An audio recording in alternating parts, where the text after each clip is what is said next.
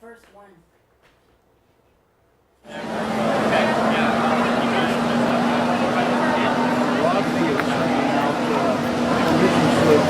Come back on the property again and check the wells and all that sort of thing. Regardless of what others claim, the cost for the structure's outrageous. The gas might well go up in flames. More pipelines, huge pipelines, not what we want for our nation great. No deadly toxins, we protest before it's too late.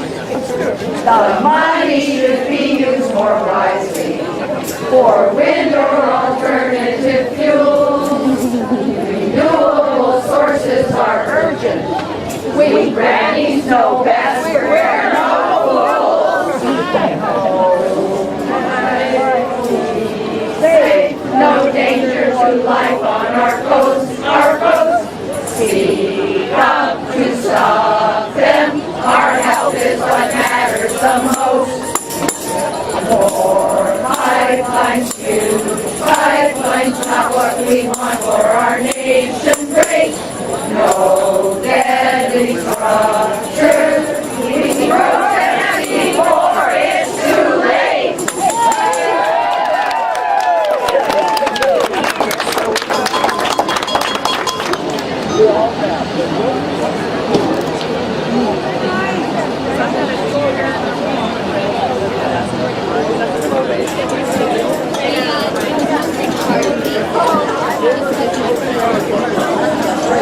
It's getting lined up, don't you know?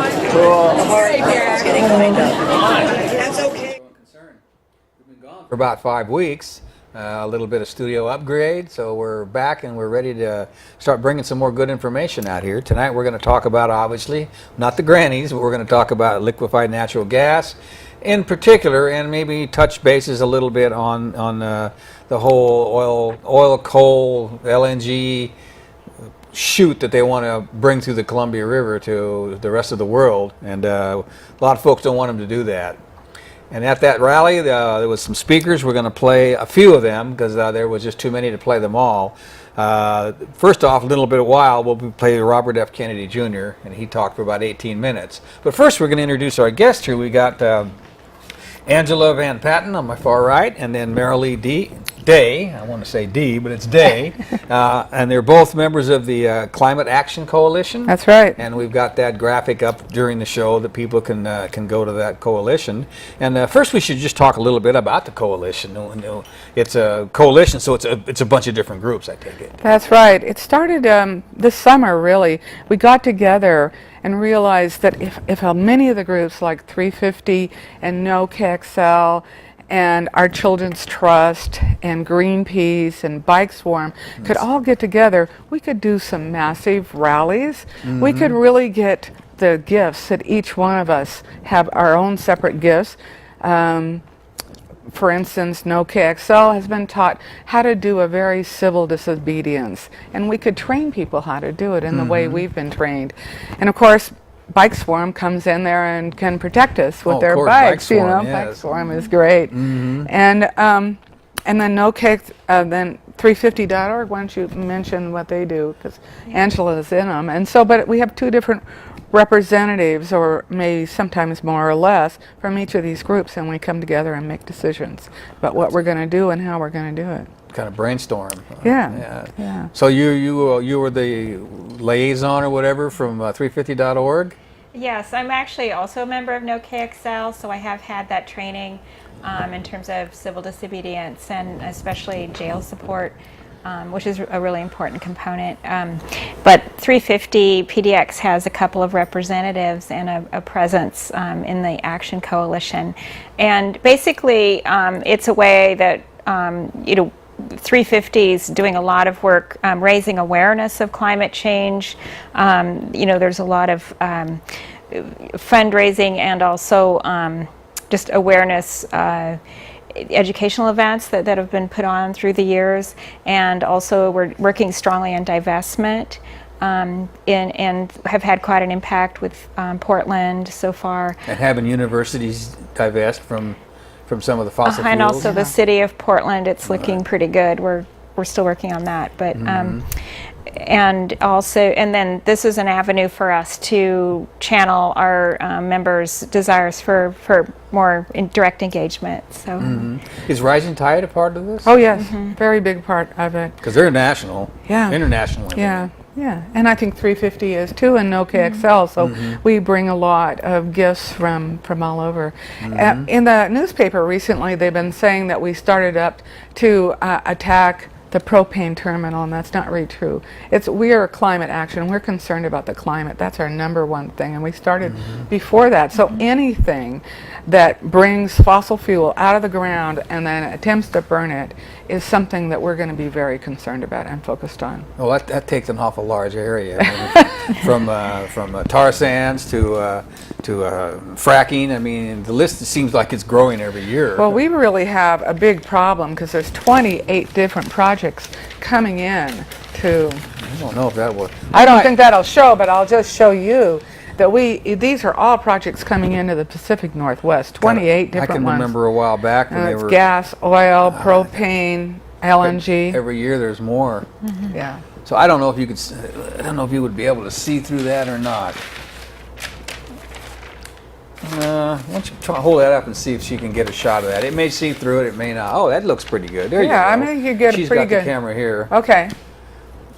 There. Okay. There we go. So raise it up a little bit there. All right. Now you say there's 28. Now I remember a map and there was like they were talking about I think bringing coal through, and there was like 5 or 6. Yeah. And we've stopped 4 of them. Stopped 4 of them, right? And now And now look at this. they multiply times 7 every time they stop. Yeah. Well, they realize it's a fossil fuel corridor. It's one of the only ways they can really get things out. But of course, they have to cross the Columbia Bar, which is the most dangerous bar in the United States. Anyway, I heard the world once, but let's just keep it to the United States. I know that that's true. Dangerous doesn't matter in relationship to what. I mean, if it's dangerous, it's dangerous. Yeah. And I know they're wanting to do an awful lot of from it. It started with the LNG, and that's what this rally was all about.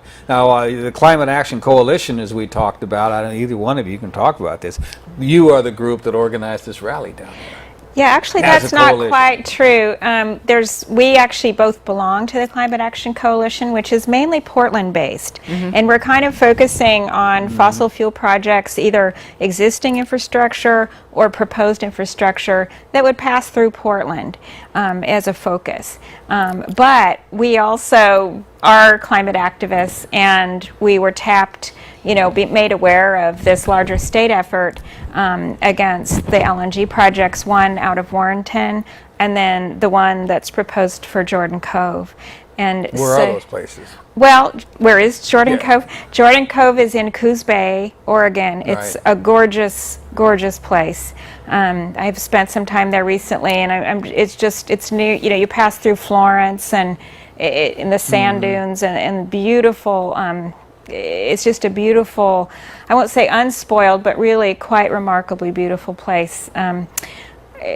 It's like the best place of the coast, really. It really is. I was quite surprised. I just went down there to see Angela, and I was amazed by how beautiful it was. It's going to shoot the hell out of their tourist trade. Of all of the projects that are proposed for gas terminals nationally, most of them are considered to go through, I guess what they're called brown zones, which is they're already have been despoiled through industrial use. Tainted, and this is the one that's what is considered a green zone. In other words, it's really a quite unspoiled area that and it's actually the plant itself would be built on sand in an earthquake zone, and the large ships, ocean-going ships, would have to do a pivot in these estuarine waters, and the risks to wildlife and to marine life are just unfathomable, really. When they were talking about doing it, I guess at Warrington at the near Astoria, they were having to dredge a whole bunch of area, and they might have to do They it still down are there. talking about that. It's some of the timeline of that is a little different. So there's maybe some more urgent timeline with the Jordan Cove project right now. And Well, it would seem to me Jordan Cove is so far away from a large population center, and it's more difficult to get people involved in that down there. And if you said the brown zones, that strikes me as if the other places are brown zones, that's probably heavily populated areas is why it's polluted and probably already has issues with it. Whereas this is kind of a pristine area because it's not well populated. well, one thing about it too, though, is that there's the whole Pacific Connector pipeline that would go from Malin, Oregon, and through 700 different properties, private properties as well as public lands. Many of it over just beautiful forest lands. Underneath the Rogue River. Yeah. They were trying to do that here.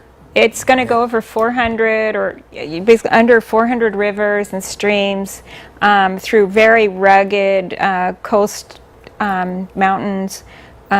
It's a 36-inch pipe that will have to be buried 2 feet below the surface. So they'll have to dig 5 feet down and bury this thing.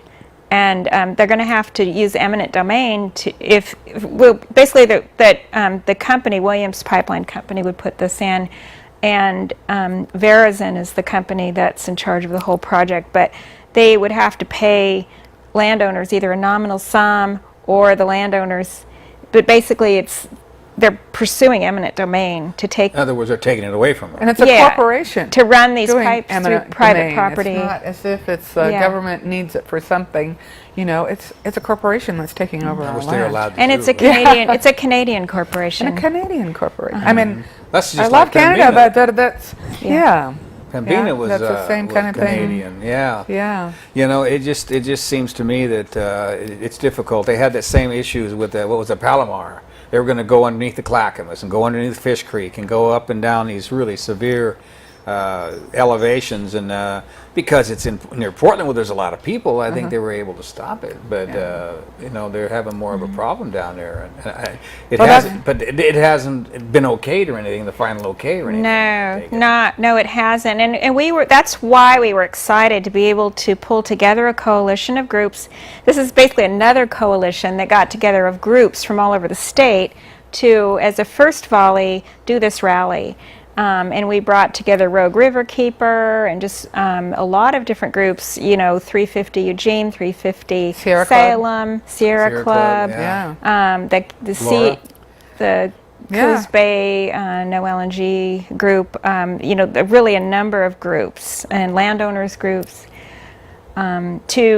we planned and I think successfully brought together over 600 to 800 people, and that's what it takes. Made a first impact, and we're going to stay together and do more.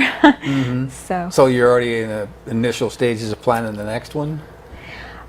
Our next efforts, our next plan will actually be to get together and plan what our next efforts will be. There's going to be hike the pipe in the summer, so that'll be fun. That's what Bark did too. Yeah. They're going to be hiking from Malin, which is I think really on the border of Oregon, and they're going to hike the entire route of the pipe.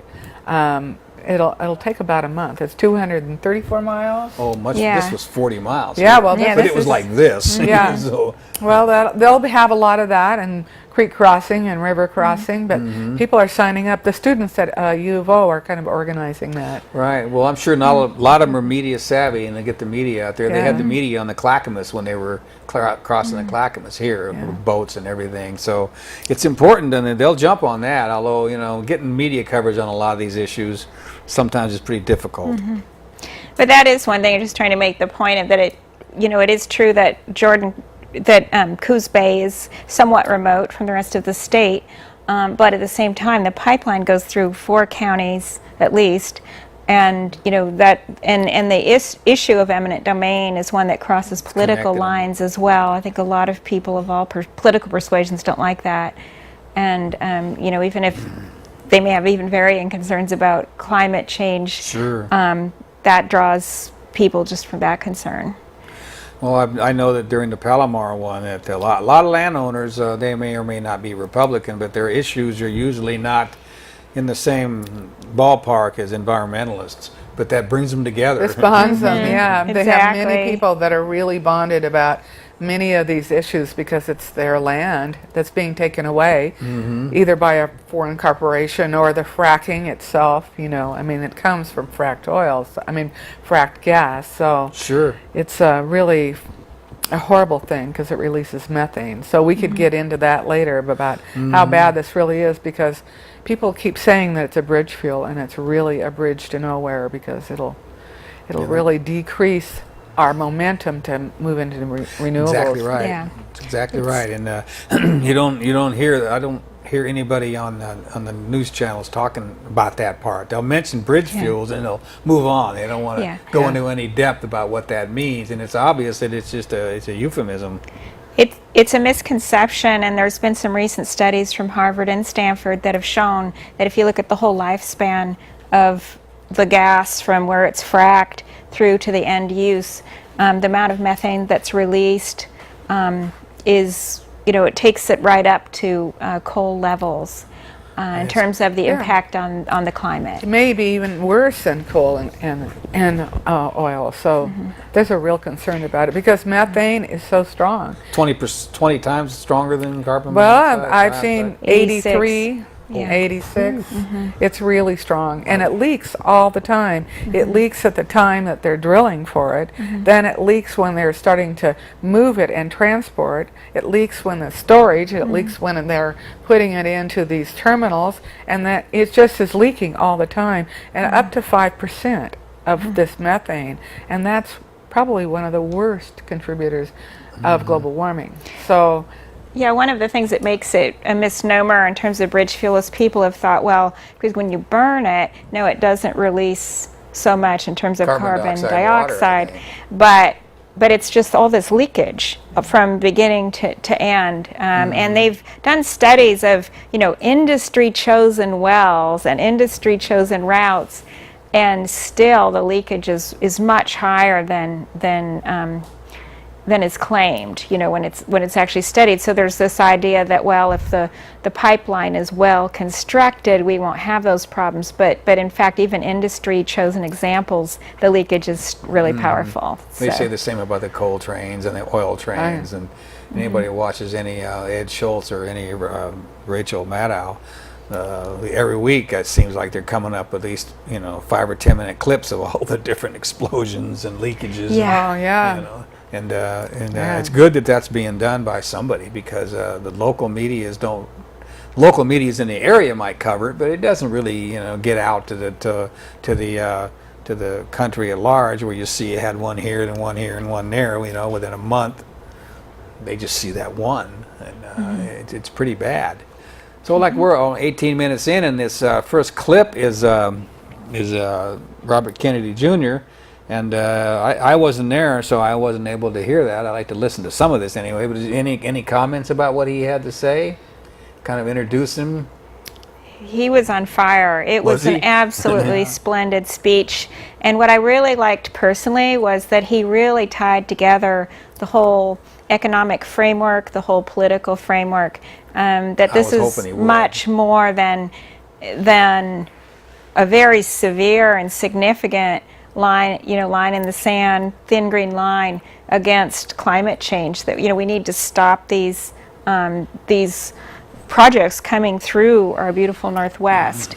But it's also the colonialization of our state. It's these international corporations with these oligarchs at the top, that are billionaires making money, basically trying to put these archaic fossil fuel projects through our state with very low number of jobs relative to the costs. It's just basically what I liked is that he talked about the whole economic structure of how it's going to impact us negatively as well. He did that last time he was in town. He did a beautiful job of that. I thought that was great, because no matter how you look at it, you can always look at it in a larger picture. And someone that can come from another part of the country and is plugged into all that information network. That's what I used to love about Ralph Nader. Yeah. He was plugged into so much information that it was just overwhelming. But anyway, we're into the show a ways here. We should probably play this. This is about an 18-minute clip, and we'll be back then.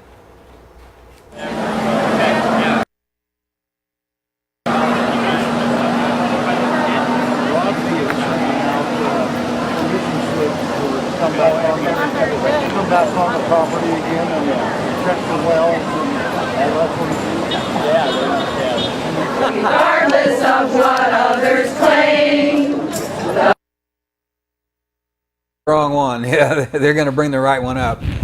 We got some new equipment, so we're still working our way through it. So they'll get that up in a second. So it's well worth waiting for. He's a powerful speaker, and like I said, his information is just incredible, and he connects the dots like nobody I've ever seen, especially in this one particular issue. So hopefully they're getting that together here.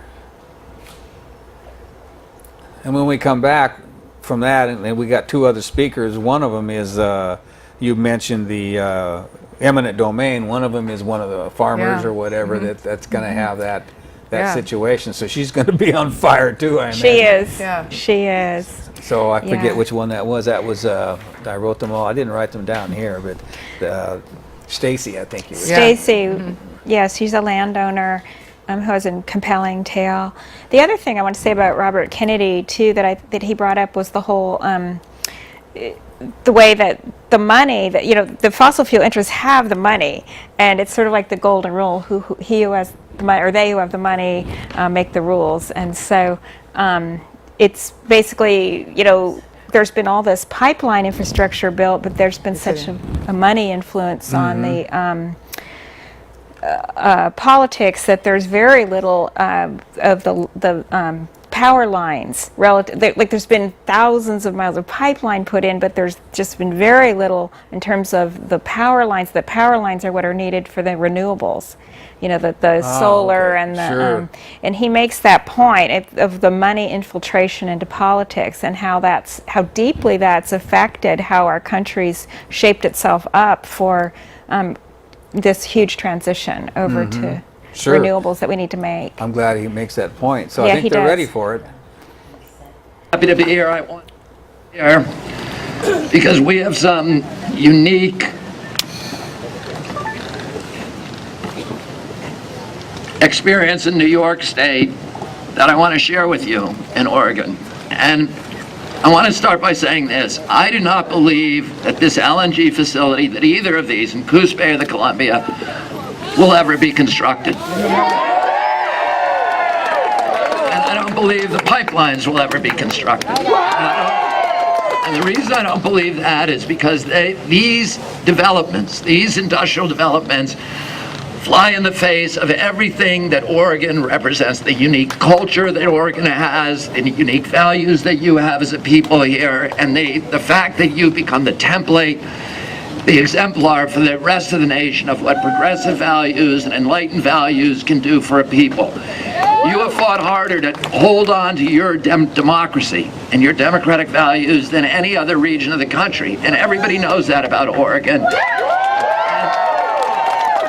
And if you do this, if you let this happen, if you let this happen, this is an assault not just on the environment, but it's assault on democracy, and it's assault on all of the values and aspirations that the people and the children of Oregon hold dear.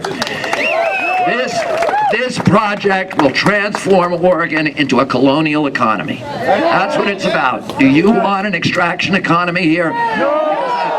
An extraction economy where Canadian oil barons sell their gas to Chinese utilities and Chinese government officials. Is that what you want here in Oregon? You want to be a byway for that?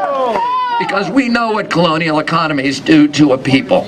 They create an oligarchy, what we call a corporate kleptocracy, where there's a few very wealthy thieves and corporations at the top, and the rest of it, and makes a few people billionaires by impoverishing a few Canadian oilmen, Calgary oilmen billionaires, by impoverishing the people of Oregon. Is that what you want here in Oregon? So I'm going to tell you this, that in 30 years as an environmental advocate, I have recognized a truth, which is wherever you see large-scale environmental destruction like the kind that they're planning in this project, You'll also see the subversion of democracy. You'll see the corruption of public officials. You'll see the capture of the agencies that are supposed to protect the rest of us from pollution. You'll see the destruction of transparency in government. You'll see the subversion of the press in some cases. You will see the destruction of local control and local sovereignty. And you will see the theft of property by large corporate entities who now control the government using political clout to trample our private rights of speech, of assembly, and ultimately to hold private property. And I want to ask you this. At what point in this country did we create the right of eminent domain for private foreign billionaires to take our property away without paying us? Is that something that's part of the American experience? Isn't that why Europeans came to this country, to get away from that in Europe, where big, powerful people could come and take your property away? Well, that's what's happening here. And you know, I look at this and say, well, at least when the government takes your property, they have to show that there's a public benefit. Right. But where's the public benefit here? Well, there's 145 jobs in Coos Bay, and that's a good thing. But it's going to steal jobs from the rest of the state. And the benefit of those permanent jobs is not commensurate with the environmental damage that's going to be suffered by the people of Coos Bay from the destruction of those salmon streams, which is going to happen. We have pipelines all over New York, and guess what? All pipelines leak. That is a law of nature. And when they build them, they're going to destroy that critical habitat, and they're going to damage the environment. But they're also, we know this, they're going to aggravate global warming. This isn't just going to be the biggest power plant and the biggest global warming gas emitter in Oregon. It is going to, if you look at the life cycle of fugitive emissions from extraction and drilling to transportation to production and to liquefaction and degasification and redistribution, the whole life cycle of that product, they are leaking so much gas that it makes them a much greater emitter of greenhouse gas than coal does. And they're not going over, they say, well, we're going to go over to China and we're going to displace coal over in China. Well, there's no guarantee of that. Show us that on paper before you do that. Because I can guarantee you they are not going to displace coal in China. They're just going to add another greenhouse gas that is worse than coal. Absolutely. I want to say this, that you ask yourself, I did an editorial a year and a half ago with David Crane, who is the CEO of NRG, which is the biggest energy producer in the United States of America. And David Crane, his company has coal plants, they have gas plants, they have nuke plants, they have oil plants, they have wind, and they have solar. So he's agnostic about what kind of energy he uses. He wants to use the cheapest kind of energy for his shareholders. And what he said in that editorial for the New York Times is that in 30 states in the United States, if he has to spend $100 million on a new power plant, he will put that money into solar. And this was when gas was at a historic low of $2 per 1,000 cubic feet. And so, well, he is doing that. And but the gas and all of the carbon incumbents understand this relationship. And we, the solar and wind energy industry, can now produce electrons and deliver them to the consumer much cheaper than the incumbents, than the carbon cronies, than wind, solar, or nuke. So, I mean, than coal, oil, gas, or nuke. So, what do they have to do? The only way that they can hold on to their market is through using political clout to obtain massive subsidies for themselves, and the World Bank or the IMF just announced that trillions of dollars that they get in subsidies to the carbon industry every year. That's socialism. And yeah, it's socialism. It is a cushy socialism for the rich and a brutal, savage capitalism for the poor. And that's what they want. That's the vision that they have for Oregon. So they know that the only way that they can hold on to their market advantage is through political clout by distorting the marketplace and giving themselves an advantage in the marketplace. So you wonder, why is it that the Koch brothers are putting $900 million into this presidential race? That's just their beginning bid. That's as much as the Democratic Party, and it's as much as the Republican Party. Why? Are they doing that because they love our country? Are they doing that because they're great patriots? Are they doing it because they love democracy and they want to see it function? They're doing it because they know that that's the only way that they can hold on to their profits, if they can own the politicians, if they can use our campaign finance system as a system of legalized bribery to get their hooks into our public officials and make Congress their indentured servants in Washington, D.C., which they've already done, and then maintain that advantage in the marketplace. And they have changed the laws subtly in ways that most Americans don't even know about, to give themselves that advantage. And their strategy is to make it easy to build infrastructure. They have made it almost impossible in this country to build transmission lines. And yet, they've made it very, very easy to build a pipeline. So in the last 10 years in this country, we have built 16,000 miles of pipeline and only 600 miles of transmission, which is the media that we need, the wind and solar needs, to get our product to market. So they made it almost impossible for us to get our product to market because they know we can beat them there. But they made it very easy for them to get their product to market. And what does it do when they build a pipeline? What does it do? It locks us in.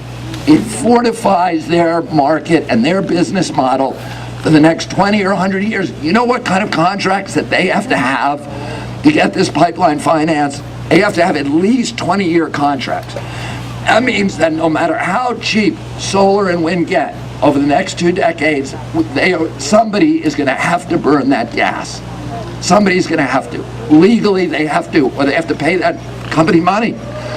So they're trying to build these big facilities that are going to be there for the next 100 years. And that are going to lock us in to this antiquated, destructive, terrible business model for 100 years after it's archaic and after any economic rationale has elapsed.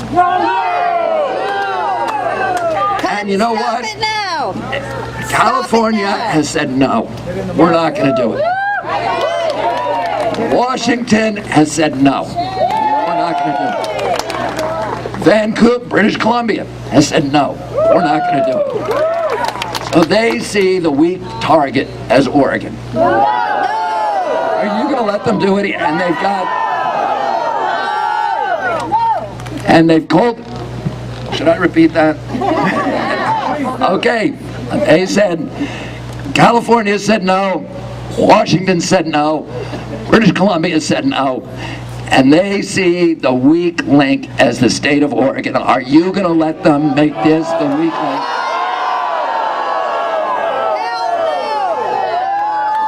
So they're going to try to buy the politicians in this state. They're going to buy the local politicians. They're going to buy the congressional politicians. They're going to buy the senatorial politicians. And they're going to try to buy the legislature and the governor. Well, that's got to be their plan because it makes no economic sense. You know, I'll tell you this. About a year ago, representatives from Dow Chemical, it's somebody we've been suing for many years, and DuPont came to the Waterkeeper lines, and they said, we want to finance your battle against LNG. We said no, but we said we like the way you think. So why do they want to finance us to fight LNG? Because the energy costs are one of the highest costs for their factories.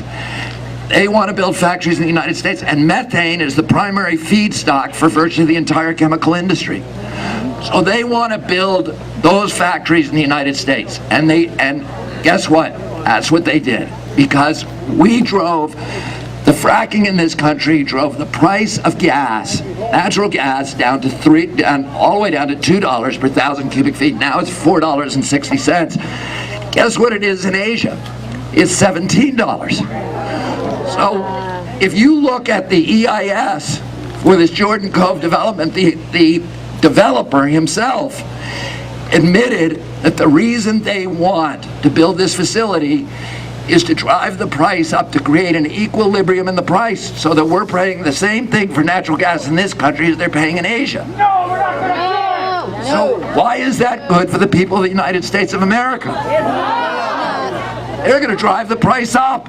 This gas pipe is not, I mean, they're trying to build one of these in New York State, but they pretend that gas and that oil is coming to New York State for us to burn so they can make a justification for it. But what they really want to do is they want to get it to New York State so they can put it in another pipeline and get it up to Halifax and turn it into natural gas and send it to Europe. We know that, but they're not stupid enough to say it.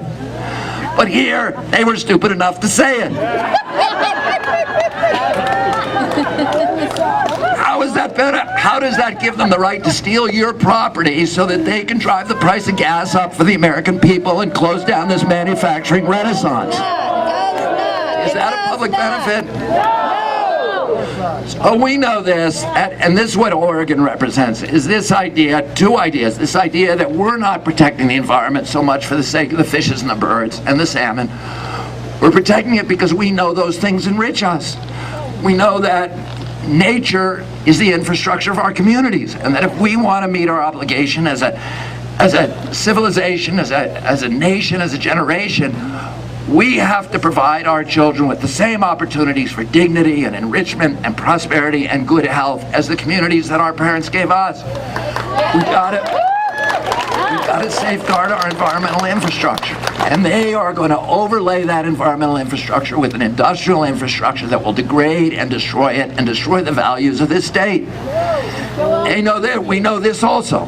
That good environment, we don't listen to the mantra of the Koch brothers when they say we have to choose between economic prosperity on the one hand and environmental protection on the other. That is a false choice. In 100% of the situations, good environmental policy is identical to good economic policy. If we want to measure our economy, and this is how we ought to be measuring it, based upon how it produces jobs and the dignity of jobs over the generations, over the long term, and how it preserves the value of the assets of our community. We know this, that $1 invested in solar and wind creates 17 times the number of jobs as $1 invested in oil or gas. But they want to suck us and trick us into investing that money in oil and gas to lock in that infrastructure. So it doesn't matter what the economics say. So we are locked into that infrastructure by contracts, no matter how bad the economic model looks for the rest of us. And we know this, that if we want to do the good thing, the right thing, good environmental policy and good economic policy says we got to turn down this, and shut down this project and tell them to go away. And that Oregon is not going to lay down for them. We're going to stand up the way California does. If, on the other hand, we want to do what the Koch brothers and what the Calgary oilmen want us to do, which is to treat Oregon as if it were a business in liquidation, convert our natural resources of this state to cash as quickly as possible, have a few years of pollution-based prosperity, we can generate an instantaneous cash flow and the illusion of a prosperous economy. And we can make a few people in Calgary billionaires by impoverishing the people of this state. We won't be And hoodwinked. our children are going to pay for our joyride. And they're going to pay for it with denuded landscapes and poor health and huge cleanup costs that are going to amplify over time and that they will never be able to pay.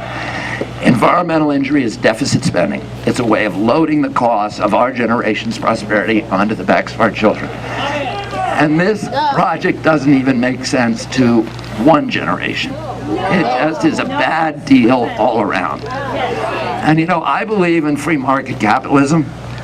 I believe that a true free market would promote efficiency, and efficiency means the elimination of waste, and pollution is waste. And a true free market would require us to properly value our natural resources like the salmon and the forest and the fishes and the air and etc. What they want us to do is to discount those things. And in a true free market, you can't make yourself rich without making your neighbors rich, and without enriching your community.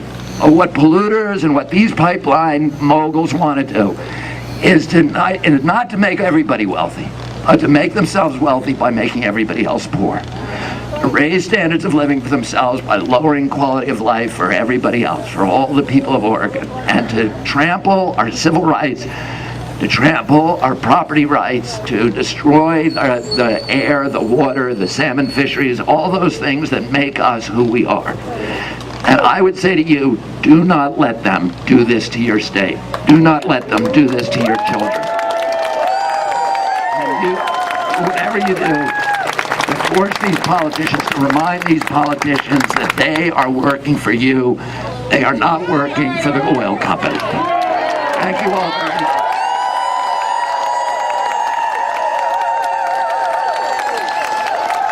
All right, everyone, let's hear it again for Robert F. Kennedy Jr., the president of the Waterkeeper Alliance.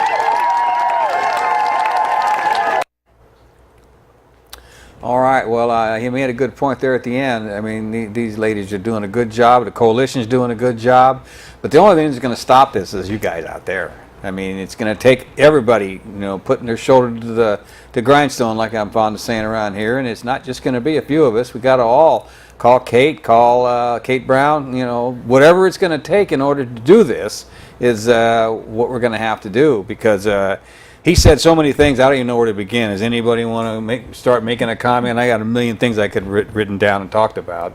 But he just, there's so many points he made that doesn't so much need clarification, is just to go into a little more depth, I guess. Well, one thing you just said about calling Kate Brown is really important. I just went to a big forum last night about oil, gas, and coal, and we were asking everyone to please call Kate Brown. She has not come out on how she feels about the climate, how she feels about all of this fossil fuel infrastructure. Or Nestle, for that matter. Yeah, she really needs to come out. And she has the ability to do it and to make a big change. And I think her heart is in the right place, and I don't know what is stopping her. Sure. So, well, if our mayor could do it over Pembina, she certainly could do it. yeah, yeah. And you know what's happened with the mayor is that the Pope has asked him to the Vatican for the climate summit in the Vatican. Because he made that stand? Because he made, well, I think because Portland is seen as a climate champion for the United States. I mean, Oregon, excuse me. Portland. Is it Portland or Oregon? Oh, in terms of the national award, it was Portland. It was Portland. Yeah. Is the climate champion for the cities. And then maybe this with Pembina could have been the reason. Certainly had something to do with it, sure. So, he's gotten a lot of flack after he's done that from the port. And he must have done it right. Yeah. And from the corporation, because they put $15 million into trying to woo Portland. Yeah, which is not a lot of money to them, but still. Yeah. Did you have anything you want to comment on? I mean, it's just where you start. It's where to start, and we did cover some prior to the running of the tape. I just really salute his comprehensive grasp of all the large economic forces that are at play here, and really the thing that we have to counter all that money filtering through the political process and everything that he so ably described is people coming out in numbers. And I agree, if you're going to do one thing, I would say, calling Kate Brown's office. I do think she's a potential ally in this, but at this point we don't know. And she's advocated that the Jordan Cove and the pipeline need to go through all of the permitting processes, and a lot of those have public hearings attached. There's been many already. This has actually been going on for more than 10 years. Yeah. And at first it was an import facility, but it's been converted now to an export facility. That's what it was all along. Yeah. So, yeah. So, but having statewide or even regional engagement in this is important, because it is a rather remote, beautiful area that needs statewide involvement. Sure, the whole thing needs to be stopped. You know, when he was we're talking about the whole concept of locking this in. Yes. You know, General Motors did that. They pulled up miles of trolleys and all that, so that people didn't have any other way to do it than to drive. There was other things that they did too, but this locking in has been going on in different. Basically around energy, around petroleum and all that for quite some time. And this is just another way. And with this Trans-Pacific Partnership they're trying to pass, that's going to make it really difficult for some countries or areas within those countries to be able to invoke their environmental laws and their labor laws, which could stand in the way of doing. You know, Pembina wouldn't have been able to be stopped possibly if Trans-Pacific Partnership. They weren't going to lose any money because of what we just did to them. And so this is another way. This Trans-Pacific Partnership is another way of locking us into. He said 20 years. Well, the whole thing would be over in 20 years. 20 to 100 years, yes. And if you look at the IPCC reports, you look at all of even the more conservative reports, and that's often regarded by many people to be conservative, as it's for various reasons. But you know, we really don't have 20 years. We don't, and some of these contracts go for 100 years, and so and then with the TPP on top of it, it's just almost impossible to turn that ship around. We have to be off of all fossil fuels within a 5-year period to really change the climate, to be back to try and be stable. So we don't have a long time to try and work this. We have to divest and by then, and we need to really turn everything around and really start doing renewables, because they say that it's going to be, what is it? It's 2 centigrades hotter by the end. Well, that's going to be very difficult to live in, but they think that that is really minimal compared to what it could be. That's 3.6 degrees. What we're experiencing with our 90-degree days in the beginning of June and our 85 in April, and 3 counties right now in the state of Oregon are under drought. We're going to lose our fish, because the creeks are not going to be... They'll be too warm. They'll be too warm and hardly any water in them. We're going to have forest fires. This is just the beginning of what happens when you just have 1.5 degree increase. So, and as you were talking, the hurricanes, the typhoons, and all that. So it's pretty bad. I mean, it's terrible, and it's I sometimes feel, oh God, we sound like we're screaming the sky is falling. Well, it isn't falling; it's just getting warmer. But getting warmer is a bad thing. I mean, the Arctic. They were talking about the Arctic being free of snow and free of glaciers. Maybe in 20 years. That's going to rise the water. What that's going to do. So New York will be gone, and Florida too. It's so amazing that Florida can't even talk about global warming at all, and they're going to be one of the first to be hit the hardest. Oh yeah, they're really low elevation there. Yeah, it's incredible that things have worked out the way that they have. God, I see we're down to 10 minutes, so I don't know if we're going to really have time to play those 2.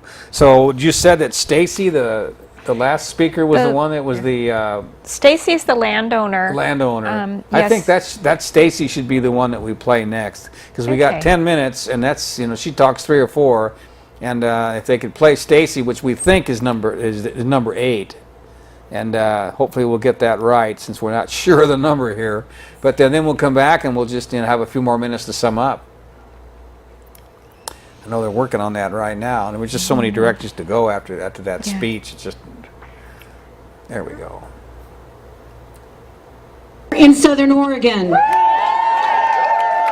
15 years ago, my husband Craig and I realized a dream come true, when we purchased a 357 logged over, trash covered piece of property. We cleaned up 4 dump sites. We took more than 200 abandoned appliances to the landfill, and we literally bent over and picked up trash for 2 years. We lived in a house that no one should have lived in, so that we could realize the American dream that we grew up believing in. Yes.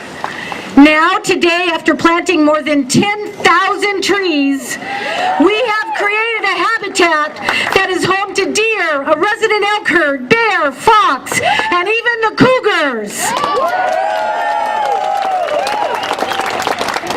It is my sanctuary. It is my home. I served 30 years in government, and throughout my entire career, I believed in the fairness and the power of this system, and that it served the interests of all the people. I'm a people, not a corporation.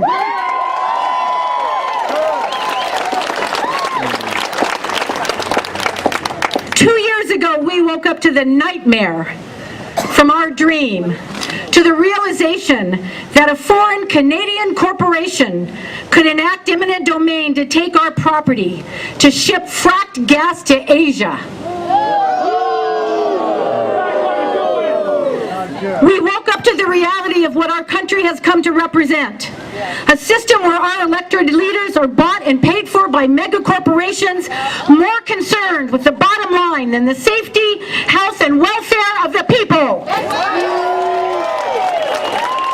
Corporations own the regulatory system, and the deck is stacked against me and you. Today, across this country, the people are rising up and we are saying enough. That's why I'm here today. I have had enough. I have had enough of corporate bullying. Everyone here with me, the other landowners, have their own story. Frank is a veteran who served this country to protect us from the very threat that we face. John is a former fire chief who spent his life protecting his community. Each one of us wake up every day wondering if there is anyone who has our back in the fight to save our homes. Our county commissioners did not have our back. No. Congressman DeFazio has not had our back. No. Senators Wyden and Merkley have not had our back. No. We are here today to ask Governor Brown, have our back. No.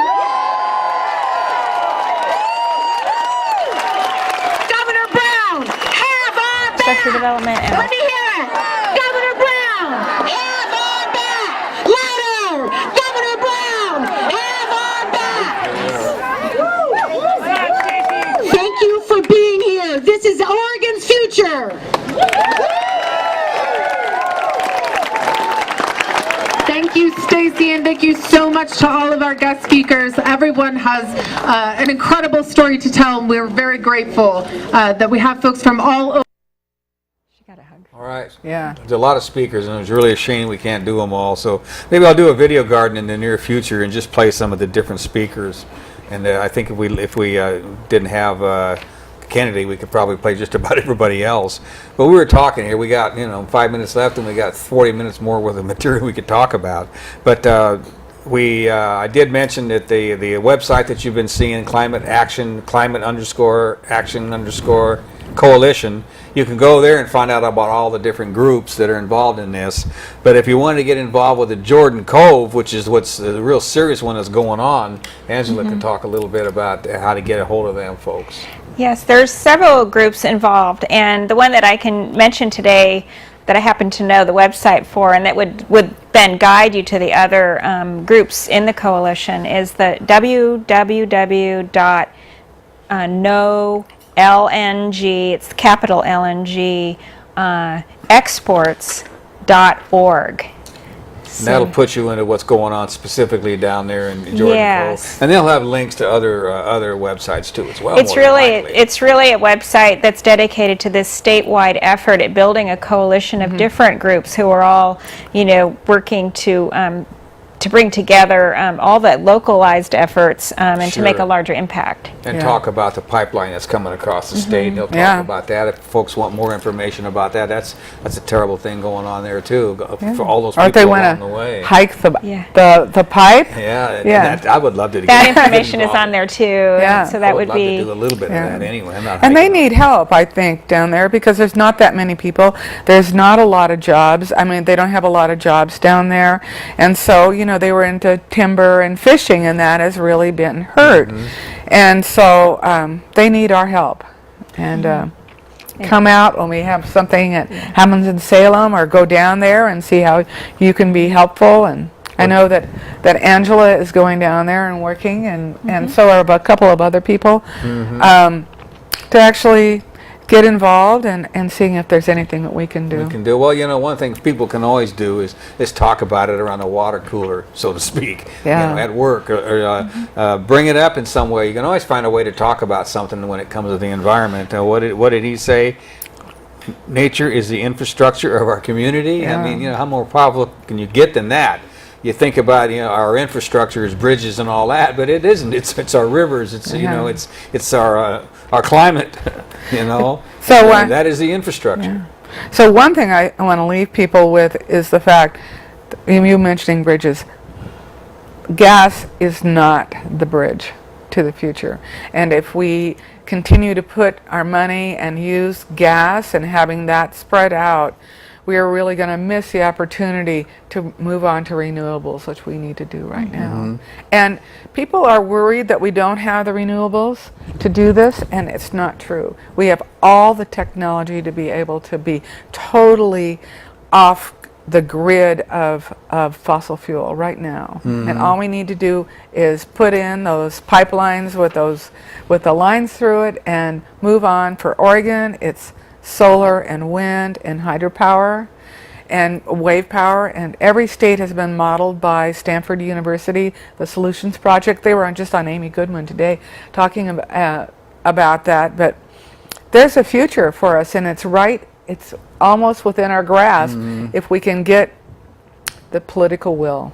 Well, that's why they're trying to lock us into the other way of doing things, because they know that eventually people are going to see that the sustainability is really the way to go. Well, we got a couple minutes. You got any final words here? You've had a lot to say, and you've been right on. So, Angela?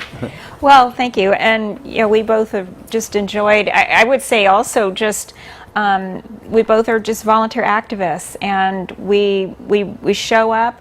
You don't have to be an expert. You learn as you go, and you can get more involved or pull back a little as other life events and needs dictate, but I think it's important to show up and don't be afraid of it, because really it's a welcome and fun thing to do, and it's so important. It's really the most important thing that's going on right now, because I think denial is a huge part of the human psyche, and with climate it's very easy to indulge in that. Sure. But it's happening right now, and we really have a very short time window.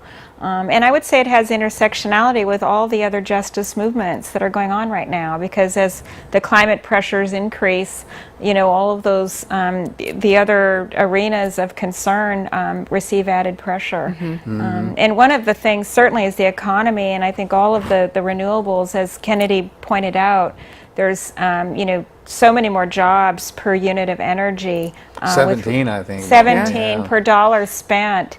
It's 17-to-1 ratio, and so that is the future for our economy as well. Certainly is. Yeah. Well, good timing. We're down to 30 seconds here. Okay. I know we have a lot more to say, but that's going to have to be it for now. I want to thank Frank Mahoney for taping that and putting that together for us. It was well done, and you're going to be seeing more of some of those clips in the future.